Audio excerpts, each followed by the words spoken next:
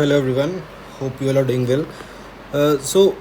This video is about the second question of Lead Code Weekly Contest 299.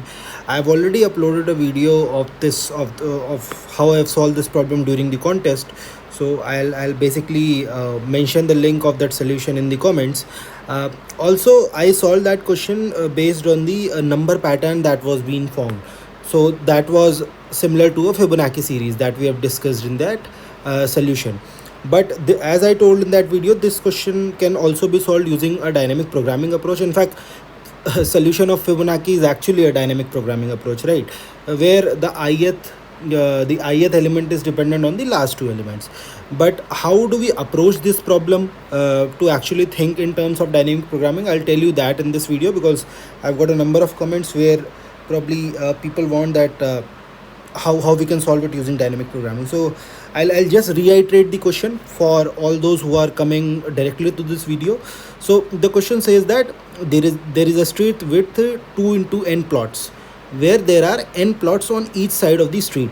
Okay, now the plots on each side are numbered from 1 to n, and on each plot a house can be placed.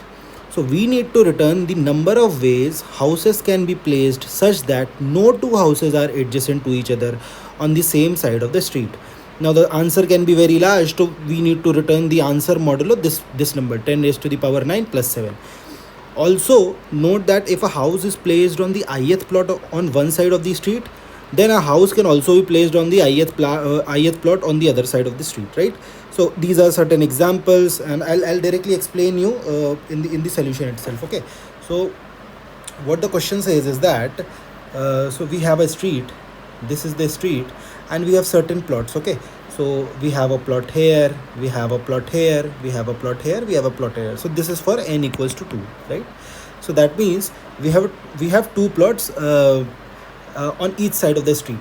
Now the first thing to note here is that this side of the street is independent of this side of the street. That means if I get answer x here, that means if I find the number of ways in which the houses can be plotted on one side of the street, then actually the total number of ways in which the houses can be plotted on the other side of the street will also be x, right? So if this is x, this is also x. So instead of computing answer separately, what we will do, we will compute answer for one side of the street, and then we will directly return x into x, right? So this is something that we will do. So this is the basic stuff that we wanted to discuss in the question. Okay, now let's see what are the possibilities of placing house. Okay, so let's consider this particular position. Suppose these are the two positions. Okay, now the question says you can't place two ones at adjacent positions. So this is an invalid move. So what this says is that suppose I want to place one here. Suppose I want to place one here. So again, here 1 means I'll be placing a house at this position, and 0 means I'll not be placing a house. Okay, so suppose I want to place a house here. So what are the number of ways in which I can place a house here?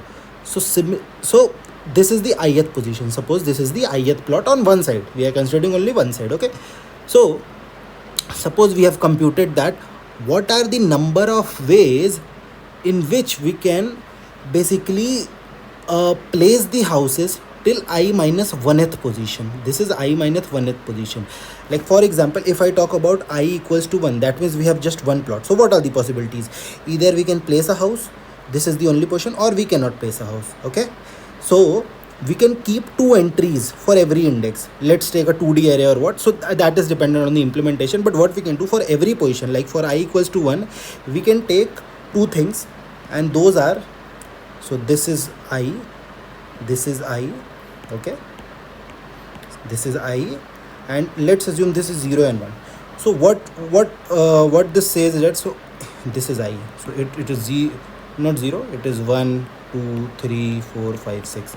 So this denotes how many plots we have. Okay, so for one plot, if we have just one plot, so either we can place a house or we cannot place a house. So what are the number of possibilities so that the ith plot has a house? That is just one, right? The ith plot has a house. This is the only possibility, one possibility, that I place a one. And what are the possibilities that the ith, now I is 1 in this case, that the ith house don't that the ith plot is empty. So that is also 1, because we do not place a plot here, we do not place a house here, right? So when I equals to 1, there are two possibilities: either we can place or we cannot place. So the number of ways in which I can have a value 0, that means I will not be placing house, is 1, which is 0 here. And the number of ways in which I will have a value 1, that means I'll place a house, is also 1, that means I'll place a 1 here, right? So these are the two possibilities. Now if someone asks me what are the total number of possibilities in which you can place a house given the conditions in the question that they are valid, so it will be the number of ways in which I can place a house on the ith position, and the number of ways in which I don't place a house on the ith position, right? So what it means that here I equals to 1, but there is a possibility now that I have placed a house at I minus 1th position, right? So this is the base case we will have it. Now let's come to a better case here. I equals to 2, that means we have two plots. These are the two plots, right? Now just assume, so if we want to end the plot, if we want to at the so I equals to 2, if I want to place 0 at I equals to 2, so what are the valid conditions? The previous position can have a 1, right? And the previous position can also have a 0, because 0 0, that means both the plots are empty, is a valid case, and 1 0 is also a valid case, because since the current plot is empty, the last plot can have a house, right? So number of ways in which I can keep this plot empty equals to the sum of number of ways in which I can place a house at the last position and I do not place a house as the last position. So this will be the sum of these two, so it will come out to 2, right? It will come out to 2, 1 plus 1. Now comes another case. If at the ith position I want to place a house, so that means these are the two positions and I am placing a house here. So what is the only possibility which will be valid? That possibility will be that I have to place 0 here at the I minus 1th position. So what are the possible values? What are the possible values in which, what are the number of ways in which I minus 1th position ends with 0, has 0? So this is just 1, right? This is 1, so I'll place 1 here, okay? Because I can't place 1 here. I can't place 1 at the I minus 1th position, it will be an invalid case. So if someone asks me what are the total number of ways in which you can place the houses when we have two plots, so it will become 2 plus 1, so total 3, right? Let's come to the case of 3. So now we have 3 positions. Now what if I want to place what if I want to keep it empty? That means I want to place 0 here. So what are the number of ways? So the number of ways will be sum of ways in which the last position ended in 0, right? And the last position which ended in 1. So that means sum of these two will be the value for this one, right? So it will be 2 plus 1, that means it comes out to be 3, right? Now what is the other case? If I want this position to end with 1, if I want this position to end with 1, so what is the only possibility we can have here? It will be the number of ways in which we can place 0 at the I minus 1th position, right? And what is the value of that? The value is here 2, we can see here. So this 2 comes here. So the total number of ways of placing the house when n equals to 3 comes out to be 5, right? So here you are saying actually this is a Fibonacci series, right? Because what Fibonacci says, f of I equals to f of I minus 1 plus f of I minus 2, right? So what this is doing is that the top value here, the top value for I equals to the sum of previous two values, these two values, and the sum of this value is actually coming out to be this value, the last 0, right? So actually this is sort of a Fibonacci series. Now if I want to write code for this one, then a simple code would be that, okay, you take a 2D DP array. Actually you can take an array or just a couple of variables. For simplicity, suppose if I take an array, right? Suppose if I take an array, so that will be somewhat like dp of n2, right? dp of n2, here n represents n positions and 2 is 1 for 0 ending with 0, 1 for ending with 1, right? Now what is the base case? Let's take n plus 1 for simplicity, Okay, I'll just a second, I'll just remove it. So for simplicity, let's take 1, so that indexation is dealing with indices are easy, right? So this will be my array. Now what we can do, the base case will be dp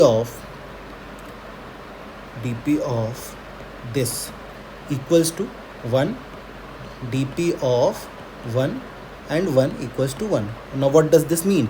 It says that when I equals to 1, that means when we have just one plot, if we want to end that plot at 0, that means we want to keep that empty. So what are the number of ways? That is just 1, as we saw here, right? As we saw here.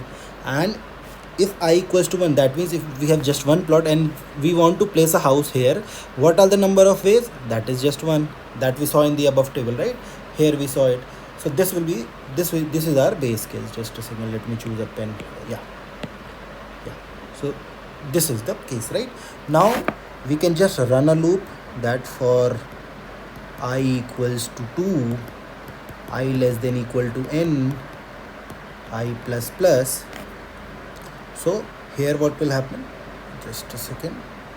Here the loop, the code will look something like dp of I of 0 equals to dp of, so 0 was equal to the last two values, right? I minus 1 of 0 plus dp of I minus 1 1, and dp of I of 1, it becomes dp of I minus 1, the number of ways in which we placed 0, right? So this will give us the final answer. Now we want to return the total values. Obviously we can take mod and all, that are tricky boundary cases. You can take mod here, that mod of 10 raised to power 9. Here also you can take mod, whatever you want to take. Yeah, mod. Now you want, so what are the number of ways? So the total number of ways will be dp of n 0 plus dp of n 1. So this is basically the number of ways of placing houses on one side of the street. We want to tell the number of ways in which houses are placed on both sides of the street. So we just take a square of it. So that means dp of, again, n of 0 plus dp of n of 1. And this will be our final answer. So this is the dp approach that everyone was asking. Again, I would say a basic dp stuff. If you are aware of dp, then probably this will not be that tough for you. However, if you are starting dp, then these type of problems are good ones to solve. Okay, so I hope you learned something new from this video. Do mention in the comments if you have any query related to this solution. Also do subscribe to the channel, do like the video, and I'll keep you posted with the latest problems on LeetCode contest. So yeah, take care, bye bye.